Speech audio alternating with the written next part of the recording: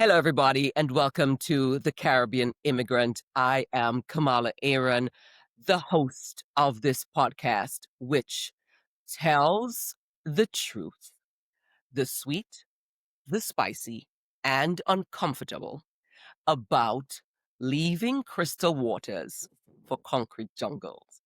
And today we are doing what I am calling the Caribbean Immigrant Town Hall. This is a new style that I developed because I want to have more conversations, not just features, but to pull out some of the headlines and some of the things that really are we as Caribbean immigrants experience all the time that are not necessarily spoken about in the public space. So I want to bring it into the public space. And I have today, pulling up to the Caribbean Immigrant to join me on this town hall, Dr. Colin John Finn, who was born in Dominica but raised in Antigua and Barbuda. So I say he's from Antigua and Barbuda, really. He might differ. And we also have Jennifer Cuffy Henry, who is from Dominica, born and bred, lives in Florida, but really lives in Dominica, if you know what I mean. Okay. So these two people are the ones pulling up to the Caribbean Immigrant today. Now, we're going to talk about sleeping on Auntie's couch, the first chapter of every immigrant story. Now, Auntie could be friend, it could be, you know, your grandmother, fill in the blank. But normally, the experience of Caribbean immigrants is that you stay with somebody when you first land in the country. So, yeah. Before we get into that, though, so let me say welcome to both of you. Thank you. It's great being here with you. I remember seeing your email and I tried to ignore it. But of course, I'm sure Jenny knows this. When Queen Kamala summons you to her media throne, you gotta respond. And then I responded and said, sure. So here am I. They don't give me an opportunity. They don't give me an opportunity to respond. They just say, Jenny, where's your manners?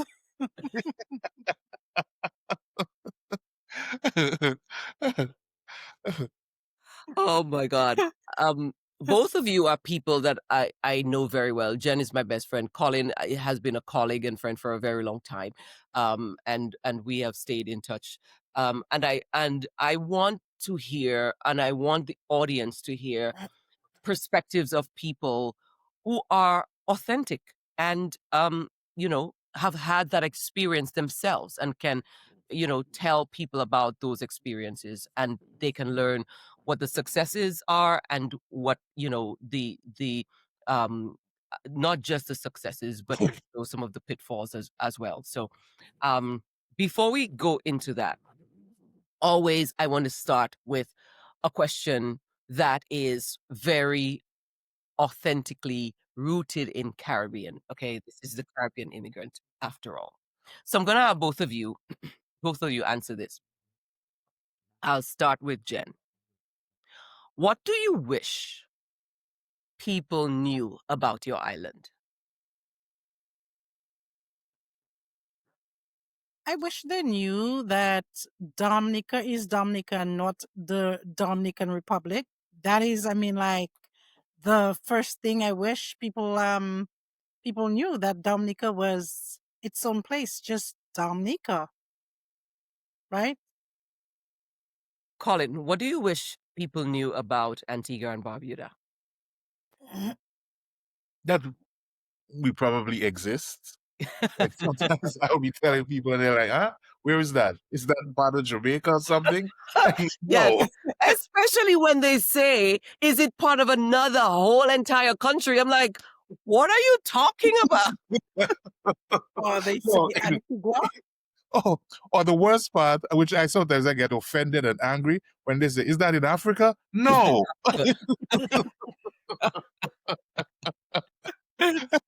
Yep. So you wish they knew that it existed, and That you it wish they existed. knew that it was not in Africa. Yes, absolutely. But I must say it has been getting better, and I guess it depends on what part of the states you're in. Because Mhm. I've had people who come and say, "Oh, I have been to the Caribbean. I have been to San Juan. I sailed that area. I came on I went on a cruise." So it's probably getting better, depending on what part of the world that you're from. Mhm. Yeah, I think so. Now, let's talk about what is almost an inevitable experience for 99%, if not 100% of Caribbean immigrants, that you land into the country and you are staying with someone, family or friend, and the politics of that.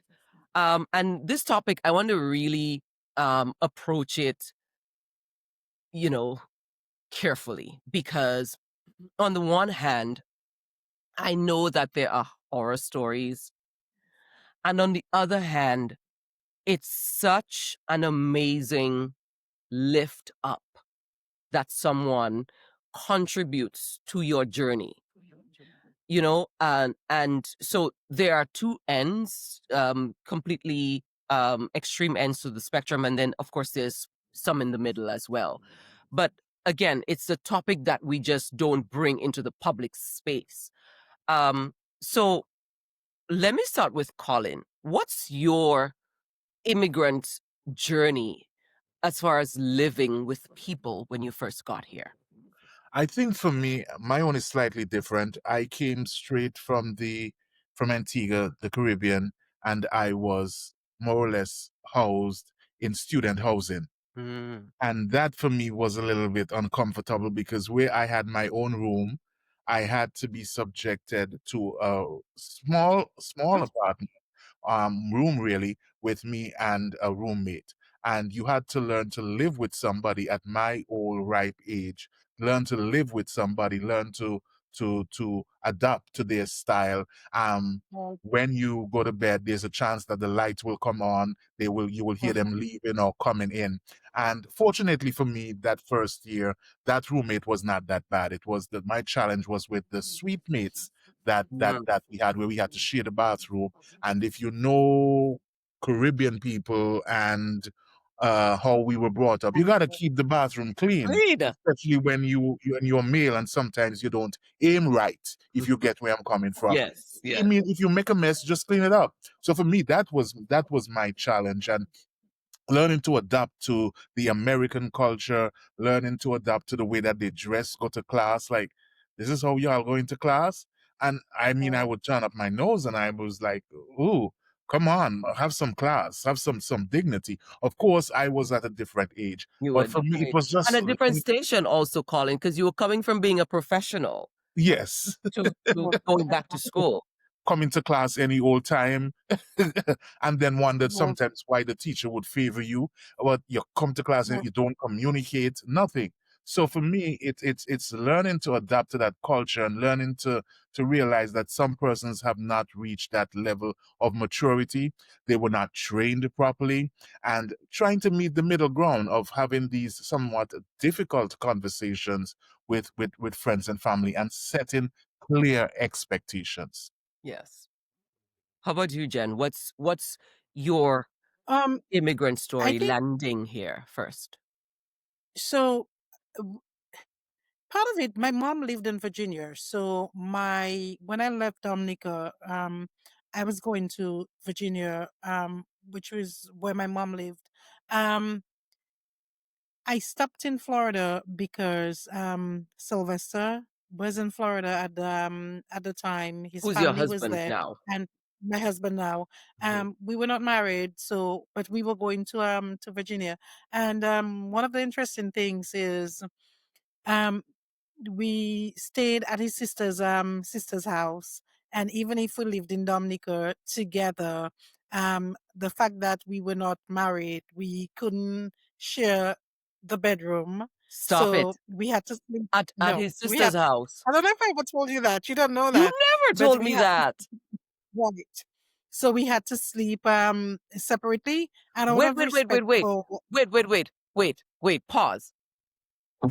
You and Sylvester were living together. You guys have a child together. Of course, Mia Mhm, was with mhm, you mhm, guys, mhm, right? mhm. And you're saying Right, that at his sister's house where you guys were staying, you could not sleep right. together because she's that conservative.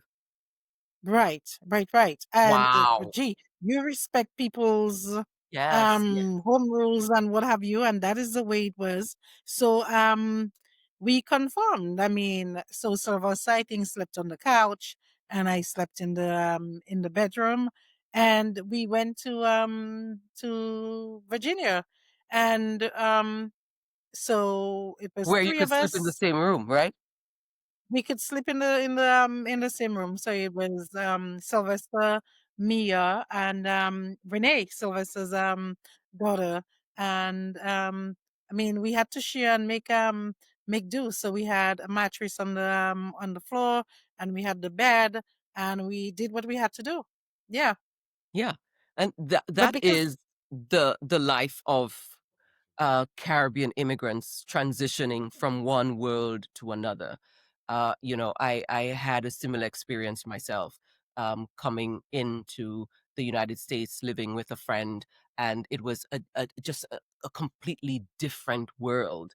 That you come from having your own space, your large space, and you're now in someone's bedroom. But again, I want to point out that it's such a lift up to help you along your journey, that Mhm. people don't have to do it. And the fact that they do it, is a lift up I'm for you. grateful. So, but it's such a familiar story for us as Caribbean people, Mhm. making that Mhm. transition from Mhm. generally Mhm. from our own very wide comfort to something that Yeah. is much more contained.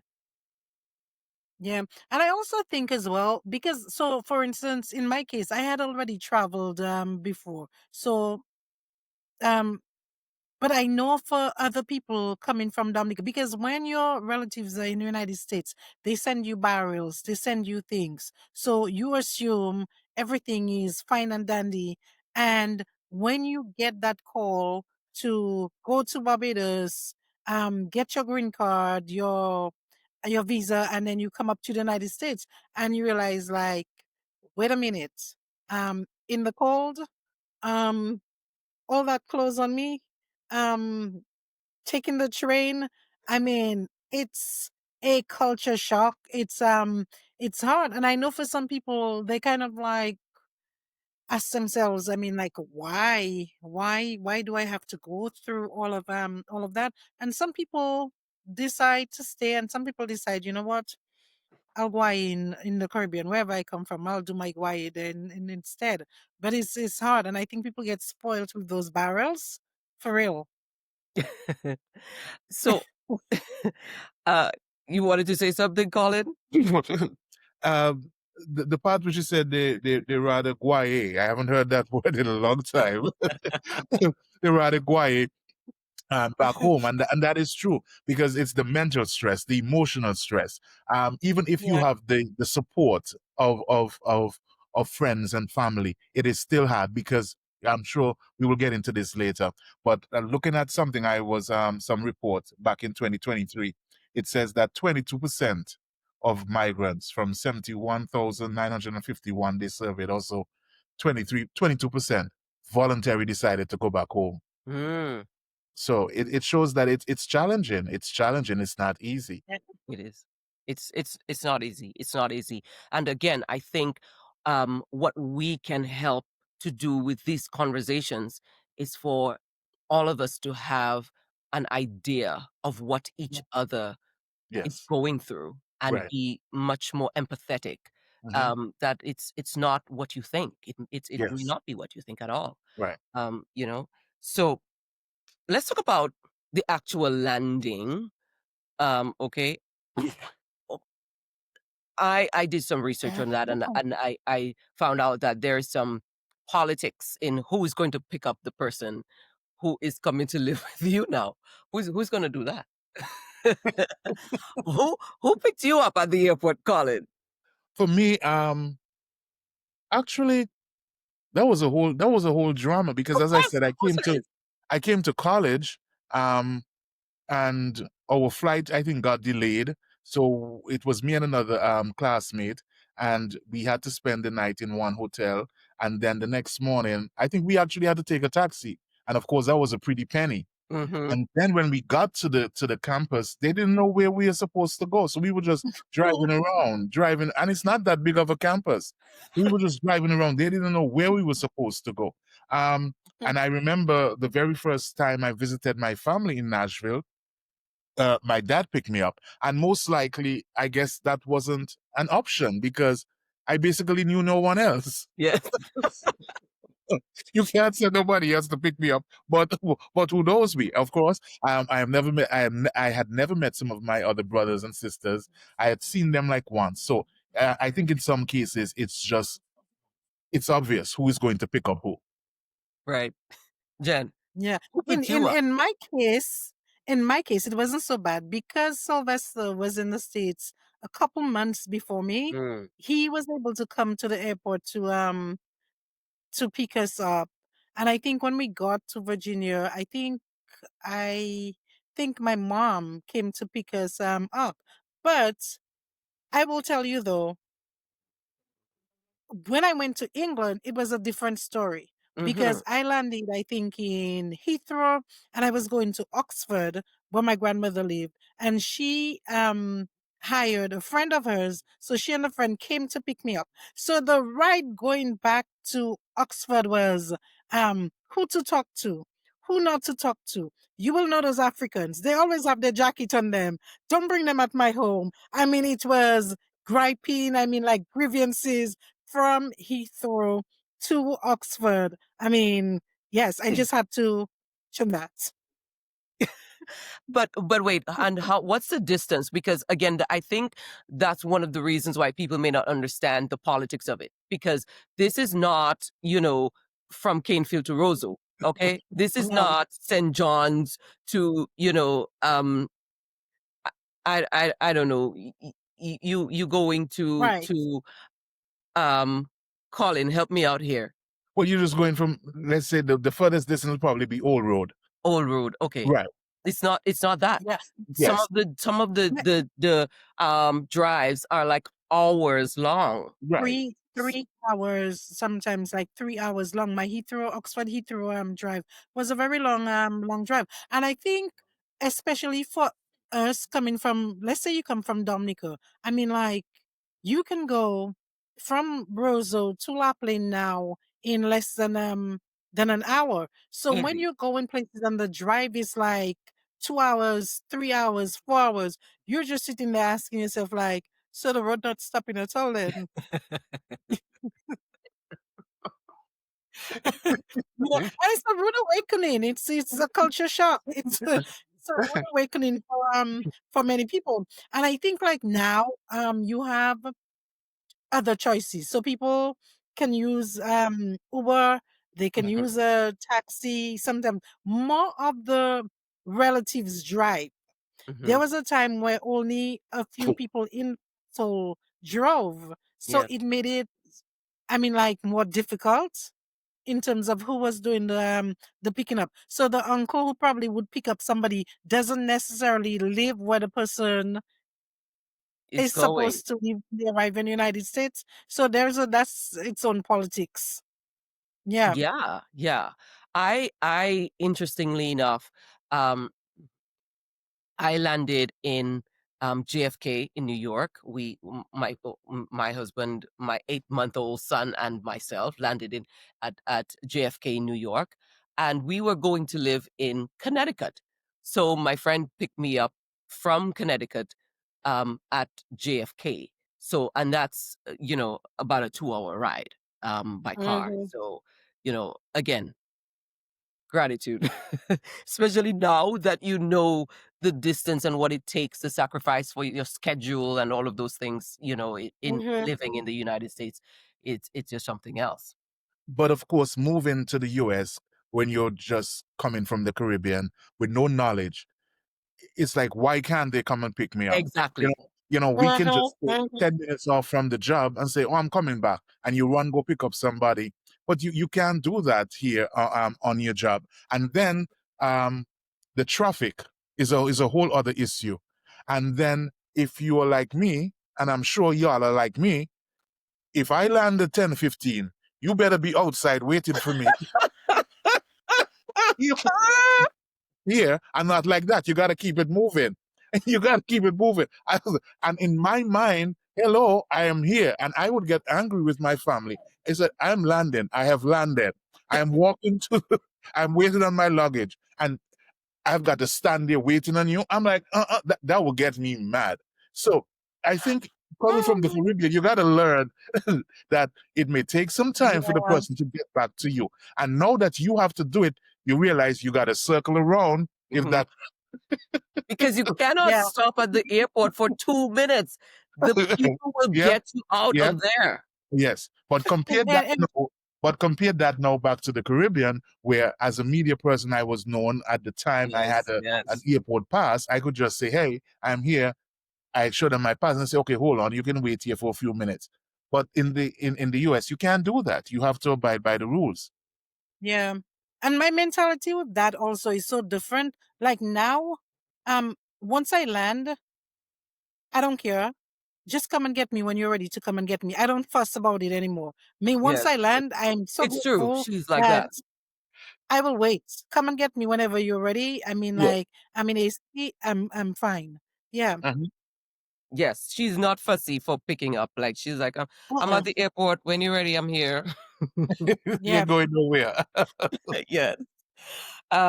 So let's talk about first impressions versus reality.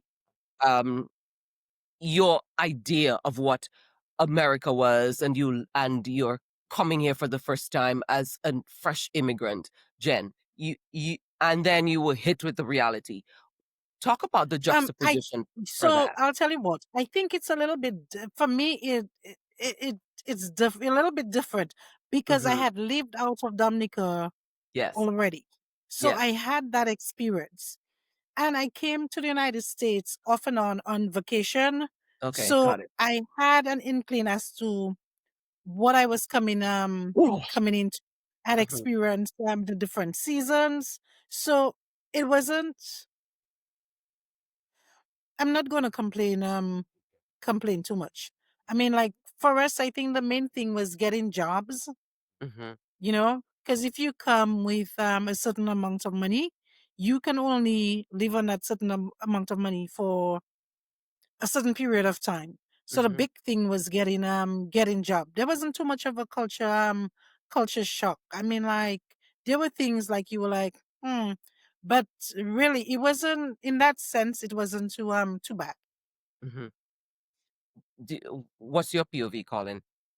I think for you to live up here and be successful, you have to have a different mentality, a Mm, humble Mhm. mentality. Your mm, expectations got to come down. All right, down. because I think Mhm. Jenny said it. You think because you get all this barrel and they send you these nice clothes that things are.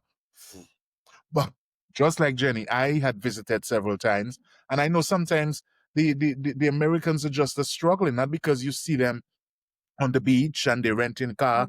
They have saved up all year long for their summer vacation or for their vacation. Mhm, So you got Mhm. to realize, coming here, I realize that they're not as rich as you think, but it's a matter Right. of being economical, saving, putting this Mhm. money towards this, and making the sacrifice for your family. mhm, Because I always tend to believe, send something for somebody back home. And I think you will probably bring that up. I saw in the script. But for me, it's I had to learn to lower your expectations mhm, and realize that nobody owes you anything. Not because somebody invited you to come and they say, oh, you can stay with me, think that you're coming in as a king or queen. No, you got to contribute. You got to help. You got to realize that it's a dog eat dog world here, and you've got to stand up, be strong, and you will probably make it. But you got to push through. Yeah. mhm. It's gonna be a struggle. Yeah. Mhm. On that note, I want to talk about um, the unspoken rules or the unspoken rule of the temporary living situation until you get on your feet, quote unquote. It seems to me that people know it. in the back of your head, and that's why it's unspoken. And especially based on our culture, we don't generally communicate with each other. So we understand it, but nobody has set the ground rules of how much time is it that you're going to be up in my house. Mhm. Let's talk about that. That unspoken rule. How should we navigate that, Jen? So I think once you come in and you understand, or you understand the dynamics, the home dynamics, you see what is happening. So you see when the bill comes, you may see how much the water bill is or the light bill is and whatnot. And you see that after a week, 2 weeks, they give you like about 2-3 weeks grace period, right? And you see, I mean, like the mood begins to change a little bit. So you get, I mean, I mean, you cue on pretty quickly. Like, I need to get a job, and I need to make a contribution. Your contribution might be rejected at first in terms of, no, hold on, but really and truly you start feeling the uneasiness kind of, and you know at the back of your head you have to go. You may not be able to go now, but the feeling is, gee, I need to, why did I leave my place and come in that place? I mean, like, I mean, and you know what? In all honesty, I don't think they really want to, and I'm not even sure they're aware that they're sending those vibes. But the Mhm. truth of the matter is, You they're don't think sending they those know? vibes. I don't think they know. I don't think Mm. it's a conscious, um, thing. But you feel it when you get good morning and you say good morning, and the good morning is like morning, and they go back in their room, or they, pretend like they're like extra. Jackie, I've heard stories. They pretend like they're extra busy. Okay, so wait. The good morning becomes shorter and shorter. So Yes, the good mornings the good is become, no longer there. Okay, so no, it's it's just just morning, morning, and then morning. later it might be mm-hmm. Oh,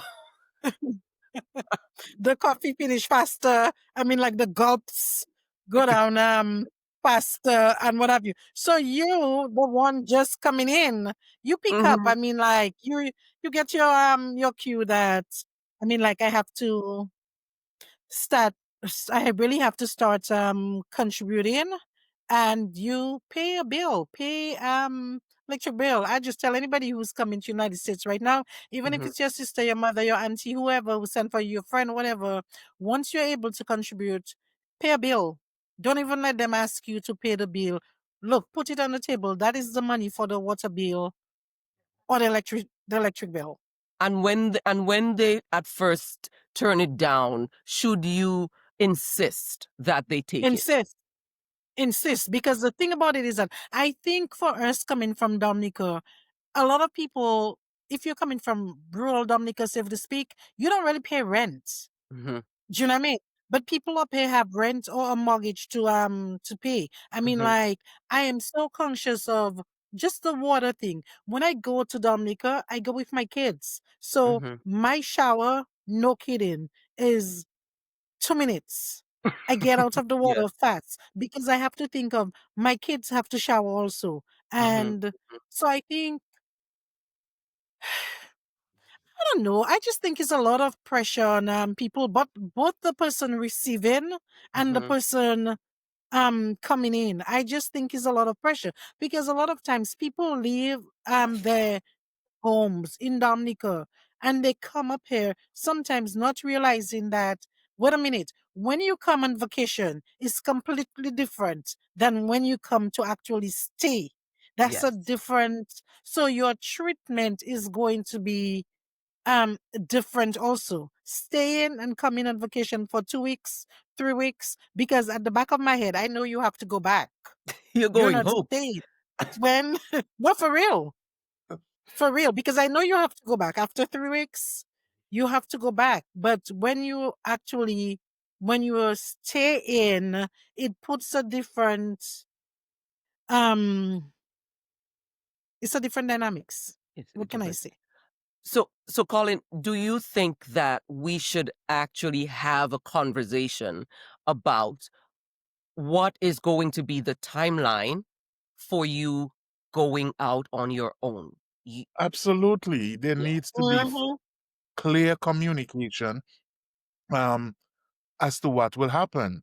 And sometimes I think while we may, excuse me, while we may tend to blame the person coming in, Mhm, I think the person who is doing the hosting, who is doing the welcoming, needs to be upfront, mhm, needs to say exactly as it is. mhm. Um, Maybe it's because of the fake culture Yes. where Mhm. Kamala wants them to think that she's living the grand life, but not Mhm. wanting to be honest and say, "Man, it's a struggle." So Mhm, Kamala posts all the beautiful pictures, but mhm, Kamala don't post that she's 2 or 3 months behind on a bill. mhm, And then when the Mhm. person volunteer or she say, "Oh, you can stay with me," there is Mhm. probably non-verbal communication that they will assist in one way or the other. So I think both Mhm. parties need to be frank, needs to be honest, and say, Mhm. this is what we're going to do. This is how long I expect you to stay. And this is how I think you can help to contribute so that we don't have Mhm. any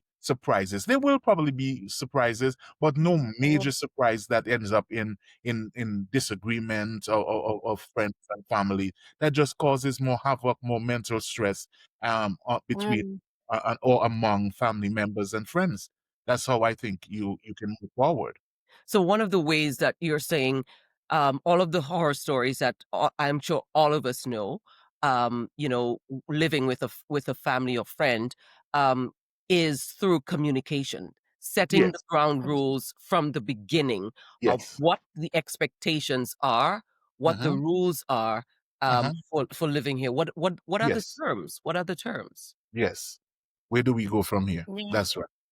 Yeah. Yeah, I think communication is key. Even myself, when I Well, moved to Virginia, I mean, as much as I lived with my mother, at you and my mother had a husband, so I mean, like some unspoken words, some what have you. I'm like, you know what?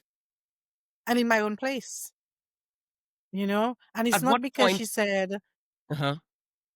It's Go not ahead. because she said, like you need to pay rent, you need to pay whatever you need to think. But I mean, like one, you're an adult coming in with 2 kids at the time, even if there was space kind of, but Mhm. at the same time, you also you want your own space. You But I'm do. like, You if do. I'm paying X amount for 1 bedroom, gee, I might as well go ahead and pay. And it gets so difficult because people get upset. Oh, when you are not working, I let you stay. Now as soon as you Yes. start getting a paycheck, you want to go and pay rent Yes. somewhere Yes. else. So and communication is a key. You know, three Yes. months. After 3 months, you're going to pay X amount, or after 5 months, you're going to move out, whatever the case is. But I think that is a communication that needs to be had, and that conversation is not had. So it leaves sort of like uncomfortable Mhm, feelings, so to mhm. speak. Mhm. Mhm. And the fact is, there are some persons, for example, the guest, the host, who definitely they try to take advantage of the new persons coming in, and that you can see that some persons. I've heard of some stories where they Like, what take do you mean? advantage When you of say that. take advantage, what do you mean? They're bringing them there to help pay the bills, Yes. Yeah, making for life some people, yeah. yeah, making life a little bit easier for them. That's why before you move and before you migrate, you ask yourself these tough questions. Mhm. Are you willing to do this? And who is this person? And what are they willing to contribute? Because at the end of the day, they must be willing to help you in cash or in kind to help you get on your feet. Mhm. Mhm. One of the things is that I think, for instance, if a brother, say for instance, files for a sister, Mhm. that used to take almost like 13 years.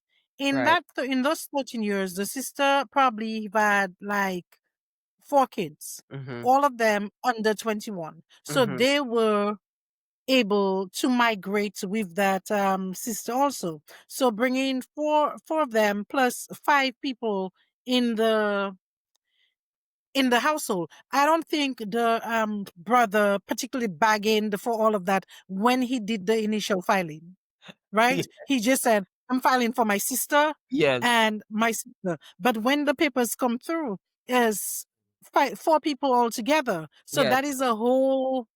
I mean, like something that you didn't bargain for. But I mean, it's hard.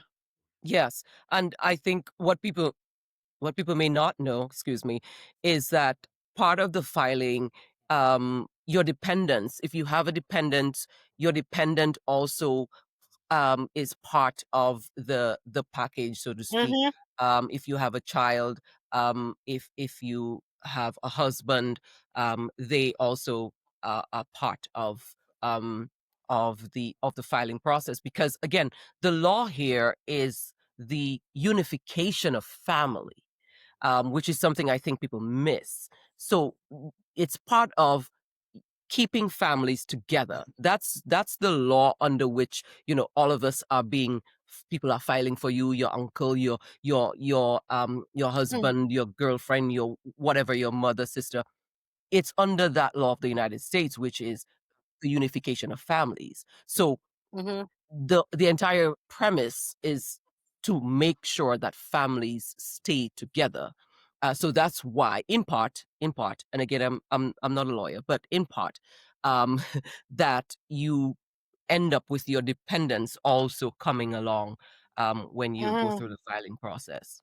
It's just something else. Now let's talk about we touched on it, but I want to hit the nail on the head very pointedly. um, Sharing space with people that you barely know, coming in as a new immigrant. And you may think you know people, whether you're related to them, whether you're friends with them, you do not know people until you live with them.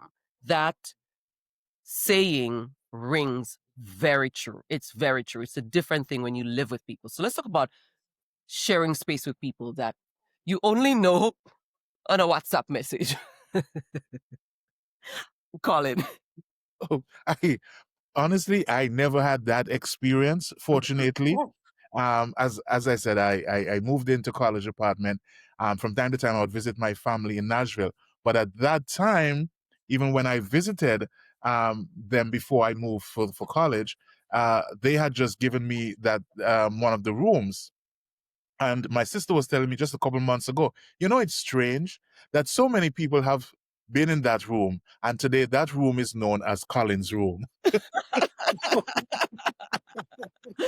So what I know for me, just being in the space with my family, I had to learn to adapt to their style. My stepmother, she gets up every morning early and she would just be praying.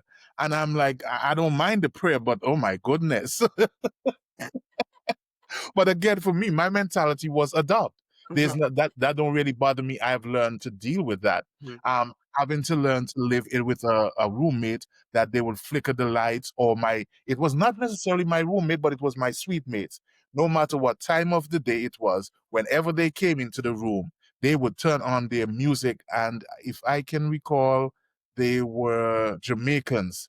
So it was Mhm. always reggae. And that would get me so mad. But again, I would just have to go over there. And sometimes I would just knock and push the door and say, I had nothing else to say. Your music is too loud. So you got to learn to adapt, and you've got to learn to set barriers. And it comes from both sides of the aisle. Both The sides. one who's doing the hosting and the one who's just moving in. First, you've got to be humble. As I said earlier, it's not your home. And probably it's good that you're getting these little hints and these little Cues. innuendos, Mhm. because this is not where you're supposed to stay. Don't get too comfortable. And on the other hand, you got to realize that you have a guest, and you have to be adaptable to their style and how they are going to do. Make them feel as comfortable as possible, because you never know. Someday the tables may turn and you may very well need them. So I'm grateful for the opportunities that I've had and the persons who have made me feel really, really welcome. But I do know that there's some stories that, yeah, as you said, horror stories, hard, takes a lot out of the I present. to keep going. Mhm. So I can share my experience with moving to England, living with my grandmother, and my grandmother was a character by herself. But I know things that my grandmother would tell me, sak shamwe pase, unyo zano. Or at that time you had to pay an earring. Zano is an earring. At that time you had to pay 50 pence for hot water to bathe in the morning, right? So there was a meter inside the house that you had to pay to get hot water. So that's what you Wow. used to bathe. So my grandmother would tell me things like, "Uka just bathe. You just bathe in where you come from, Dominica. That's what we're used to." And then I went to beauty school at the time, so I bought all the oils or the whatever, put it in the bathtub. Bathtub used to leave oil used to leave a rim around the Sorry. Yeah, yeah. bathtub. In Dominica, I just took a shower. So I didn't have any bathtub to leave no rim around the thing. My grandmother would tell me, Masav Sakia, zo fam sala, ika just be, pli be, se pli kwas. Se pli kwas.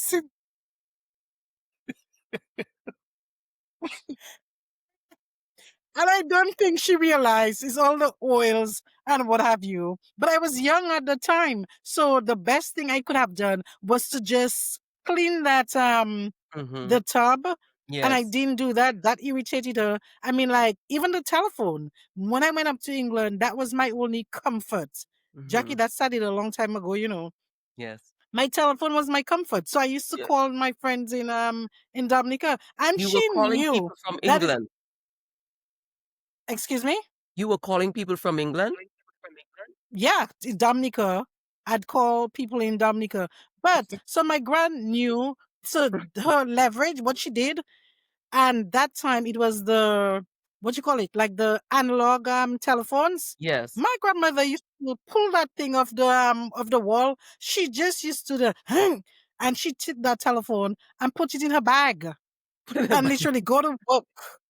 She went to work with the big old telephone because she knew if she took the telephone, I couldn't use the telephone to call my friends in Dominica.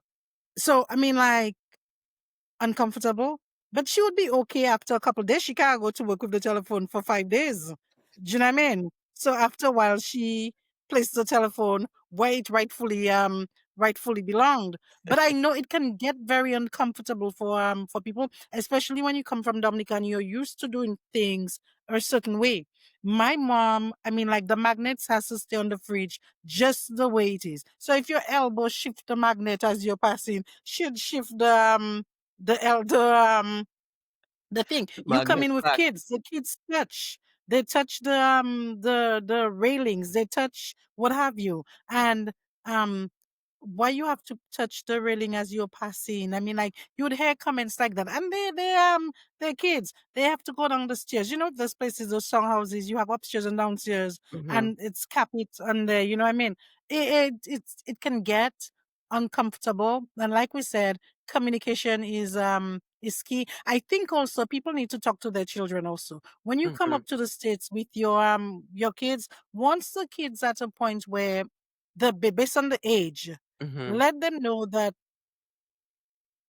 we're not at our home in Dominica. We're at somebody's home right now, Mhm. and we cannot so loud inside the house. You cannot jump inside the house. You cannot do things. And I think there are times when people, like the host family, will try to correct what we say in Dominica, correct the child, and people get offended. Why are you talking to my child like that? I doesn't talk to my child like that. Why are you talking to my child like that? And I think part of the frustration, you want the person to go, but Mhm. you cannot just say, Yeah. I need you to go. So taking it out on their children, Yes. hoping that they get the message that it's time to go. Well, at that young age, how did that make you feel with your grandmother? Um, because I understood her. Yes.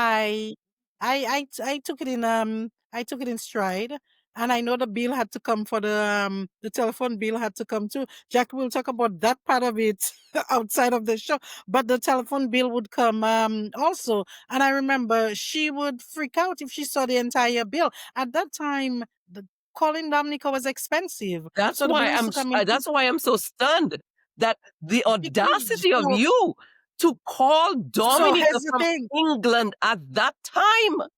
Yeah, and the bill came in three parts. So the first bill would come in its entirety, but what I did is that I paid part of the bill, right?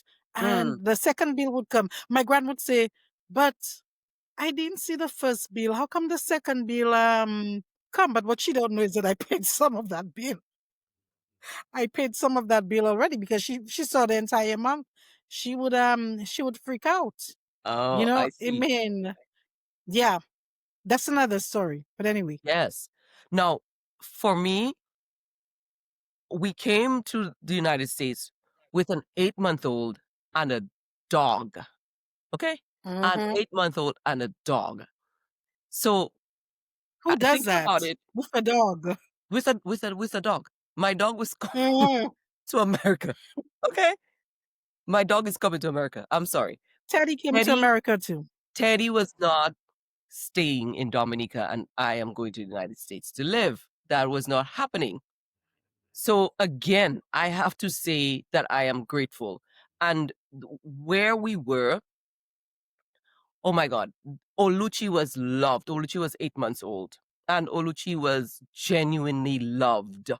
So, the grandmother who was in the house at the time, she was in love with Oluchi. The mom was in love with Oluchi. My friend, so it created a situation where forever and always I will carry people in my heart because of especially because of how they dealt with my child. That he was just so loved. He was so loved. So Gratitude. so that was a plus and something that I will forever be grateful for. Yeah. Yeah. Let's talk about the territorial aspect of things. Um, Mm. don't touch this. Don't touch the good cups. Um, you know, the putting you know, doing your own shopping for yourself, living in a household, and you're buying your own groceries and putting them in the same refrigerator. I I mean, let's talk about the dynamics of that and the politics of that. That was a new thing for me. Jen, Um, because we eat differently, yes. and one because you're coming in with children also, you want to um. I really didn't have those issues in the sense that my mom loves to cook. So my mom, I mean, like she will cook. So we didn't have to buy so much grocery. But I know of situations where people buy their stuff and put it on the fridge, and when they come, I mean, like an egg is missing, or part of the milk, the jug is almost empty and Yeah. whatnot, and those things can create such, I mean, like it just Turmoil. gives bad vibes, Yeah. just bad vibes for food. And because people are used to, they set in their own ways. When if you come to your friend's house, for instance, they're used to the fridge to themselves. Hmm. Now they have other people putting stuff in the fridge. Then they don't have enough space to put their own stuff in the fridge. And Yes. based on how you eat, you may want to buy. And people are funny, and people's like, "Oh, you're living in my house, and you want to buy what would say like high up food." Hmm. You know what I mean? And people Yes. look at those things. So you come, you don't have any money, but you want to buy high end food and You what have buy you, you and buying they shrimp, grudge living in and my house. Okay, you cannot go in a place for yourself, but you buying shrimp, okay, to put it in the mhm. fridge. Make it make sense. Make it make sense. And I think part of the communication also because people have to understand, and I think especially now, people in Dominica, I mean, like really and truly, back then you can say, well, we didn't know, what have you. But coming from Dominica right now, they have access to everything. They see everything on television and whatnot. So when they come to the United States now, for the younger generation, they've been in the United States already Mm-hmm. through social media, through Mm-hmm. television, what have you. So it's a different dynamics. But I know people have had a hard time with their family members who sent for them in the Caribbean, in Dominica, and when they came, people say like, I should have never sent for you. I should have leave you in Dominica. Another thing is people sometimes don't like to see people better off than they are. If they send for you, you come and you get a better job than they have, my goodness, they will grudge you. I Yes. don't even think they really mean to or they really want to. They just cannot help themselves sometimes. That they just feel like slighted a bit that you Mm. come up after them and you can seemingly do much better than they're doing or they were able to do. And Yes. people get very offended by those things. And I don't think it's because they really want to be upset or what have you. But the human part of us Mhm. brings the ugly in us sometimes. Mm-hmm. And that's the thing. Mm-hmm. Yeah. What's your take, Colin? Repeat that question for me. I was. You do you think that there is, some sort of envy, hate, whether it is conscious or not, if you come after someone or the person that is hosting you and you come and next thing you know, you have a better job, you're doing better, you know, Mhm. the dynamics of that kind of situation. Yeah, absolutely. That happens. Um, because you probably would have been preparing yourself for this journey. Yes. You probably spend some time reading, you spend some time going to school, you spend some time educating yourself while you were back home waiting for this call. You spend some time developing your experience and your knowledge. And Yes. it just so happens that when you get here, the stars align for you. That Hmm. that can happen, and sometimes it's not intentional on behalf of the Right. host, but it happens. The human nature, because they know how they had to struggle, and it Exactly. seems like um you just come and the everything is just falling into your lap. You just seem to have it so easy. But Yes. I Mhm. believe that we always have to recognize that everybody's got their own struggle in one form Mhm. or the other.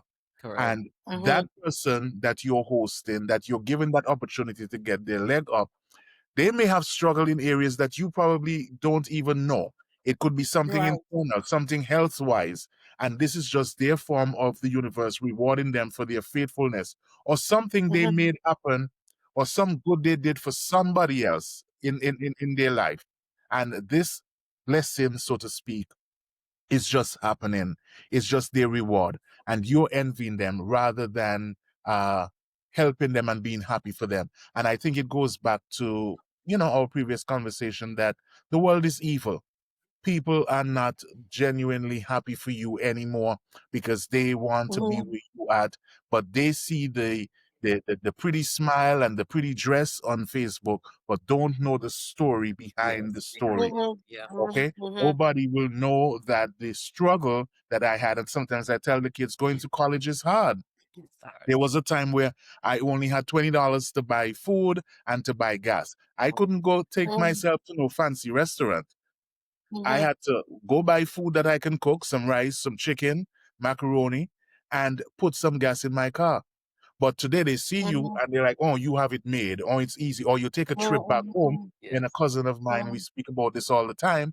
And he said, people think that you have it made. No, it's struggle. It's the Yes. S word, sacrifice. Yes. And then people envy you, but don't know the struggle that you have, the Yeah, debt you and have. I just think also it's like, for instance, if you have a bigger sister who is living in the States, for instance, and they came up, they were the one who had to do the initial struggle, the initial Yes. lifting and all that. When you come, they've already kind of like carved a path for you, so to speak. So it may be a little bit easier for you. And they'll tell you things like, you didn't have to get up at whatever time. You didn't have to do that. All the money I sent for you in the Caribbean and whatnot. And almost like I don't think he's jealous, but envious kind of or resentful.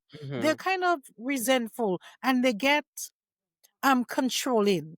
So they want to control your whereabouts, who you speak Mhm. to, Mhm. who your friends are. And because when I came, that person didn't give me a ride. So now I don't want you to talk to that person. And right away, conflict. Right away. No, not realizing that different individuals. We may be sisters, we may be brothers, yes, but then we're just different people also. And I think Mhm. sometimes people don't realize that, and as a result, you have conflict that is not really necessary. Yeah.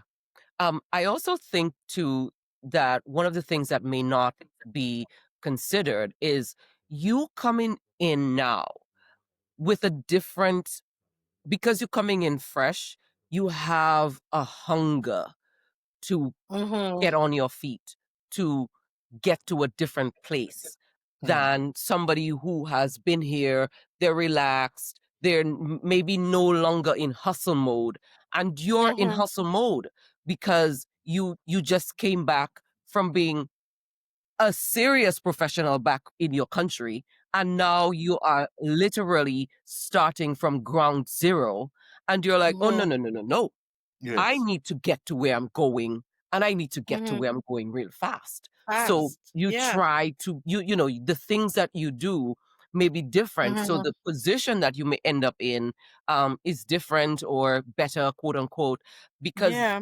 just at different places in your lives at that point in True. time, you know. True. Um, Mm-hmm. how do you both see um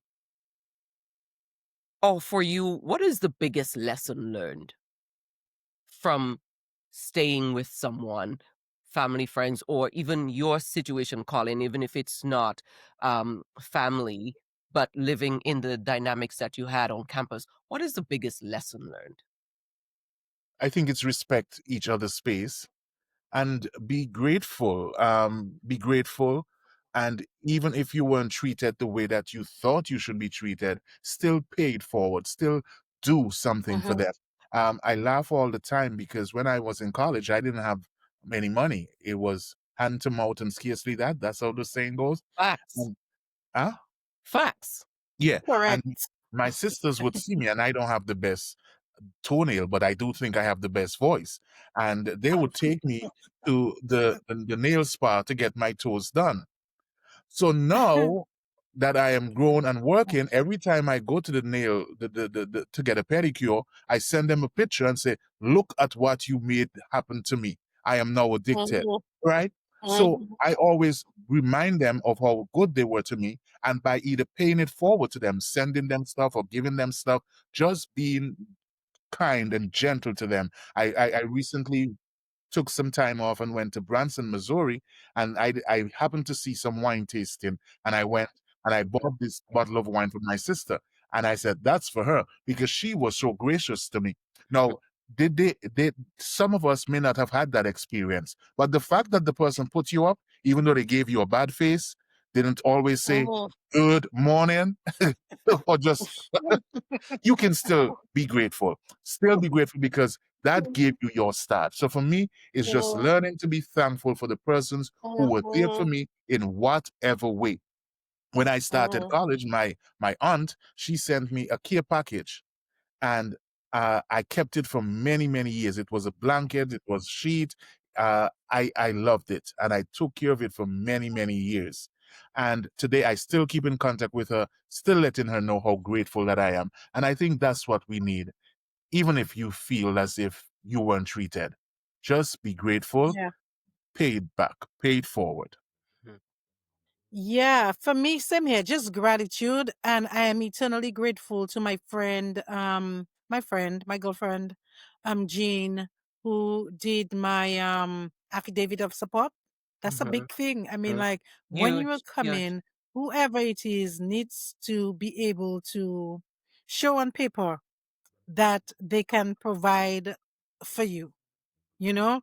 And sometimes you need friends and family who can do that for you. And my friend Mm. Jean stepped up in a big way for me to help me out with that. And I am so thankful. So sometimes when you come into the United States, it's not just one person, it's a community.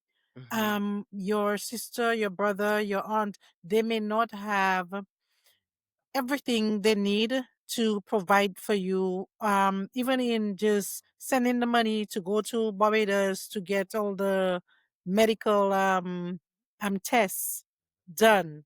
You know, Yes, some people yes. have to send the money for the flight, the plane, the passage. You Mhm. know, for the relative they're sponsoring, they have to Yeah. send that money. A lot goes into it. I don't think people realize the